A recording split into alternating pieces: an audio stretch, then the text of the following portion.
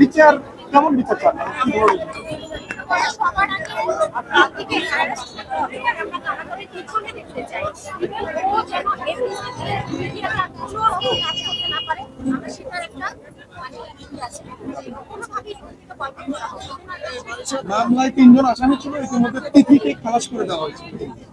তিথিকে কেন খালাস করা হয়েছে এটা বলা হয়েছে। খালাস করে দেওয়া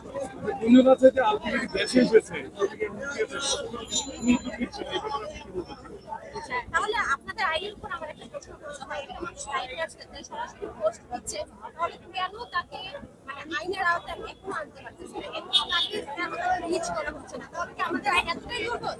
তাহলে তো আইনের প্রতি আমাদের আরেকটু প্রশ্ন থেকে যায়, সন্দেহ থেকে যায়, তাকে ওকে ইচ্ছা করে ধরা হচ্ছে না। এসব পুরুষরা আলমদের ভলেন্টিয়ার করে তাদের এসব পুরুষরা আলবির মতো ভলান্টিয়ার করে, তাদের জন্য আছে আমাদের এই মানববন্ধন, যাতে হচ্ছে এমনভাবে আলবির শাস্তি দেওয়া হোক, নেক্সট আর কোনো পুরুষ যেন অন্তত এই কাজগুলো করে রাখে দ্বিতীয়বার ভাবে, কোনো মেয়ে যেন তাকে জীবন দিতে না পারে। ছোট একটা বাচ্চা এতিম হয়ে গেছে, একটা মা তার সন্তান হারা হয়েছে, আলবির কিচ্ছু হারায়নি, আলবি তো ভালোই আছে। আলবি তো এখনো জেলের পিছনেও যায়নি, ওকে জেলের পিছনে না দেখা পর্যন্ত আমাদের মেয়ের সাথে আর তিথির মতো মেয়েকে কি বলবে না? তিথি তো পরকের সাথে আলপির সাথে সম্পর্ক জানা করে। দিদির মতো মেয়েকে নিয়ে আমি যথেষ্ট বলছি, দিদির মতো মেয়েরা হচ্ছে অনেক বেশি কুলাঙ্গার। আমি কি বলবো, একটা মেয়ে হয়ে ও জেনে শুনে আরেকটা মেয়ের সংসার নষ্ট করছে।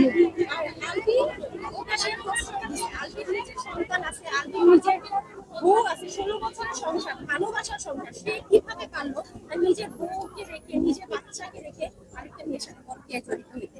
এই যে একটা ছেলে তিথি তো বলছে জাস্ট বন্ধুর মতো সম্পর্ক। ইতিমধ্যে ভাইয়া আমরা অনেক বেশি স্ক্রিনশট, ইভেন আলবির নিজের ভয়েস রেকর্ড ভাইরাল হয়েছে, সেখানে আপনারা খুব ভালোভাবে দেখেছেন এটা কোনো বন্ধুত্বের সম্পর্ক না, বন্ধুত্ব ছিল অনেক অনেক বেশি, যেটা পরকীয়া সম্পর্ক। তিথির বাবাও অস্বীকার করছে যে আমার মেয়ের সাথে তার সম্পর্ক নেই। আমি বাবা কি তার মেয়ের ব্যাপারে এটা বলবে? এখন তো অবশ্যই করবে না, যেখানে পাবলিক ক্ষুব্ধ হয়ে আছে তাদের উপর। এখন তো এই জিনিসটা করলে তারা স্বীকার করবে না। আলবি নিজেই যেখানে স্বীকার করতে চায়, আলবি কেন দেশে আসে না? দাফন করা হলো কেন আসে না? ও এত নিরপরাধ, ও আসতো, ও এসে বলতো যে আমি নিরপরাধ, তারপর পাবলিক ওকে অবশ্যই মেরে ফেলতে না, তাদের করে নিয়ে আসবে। ওর অনেক রকম সুযোগ ছিল, ও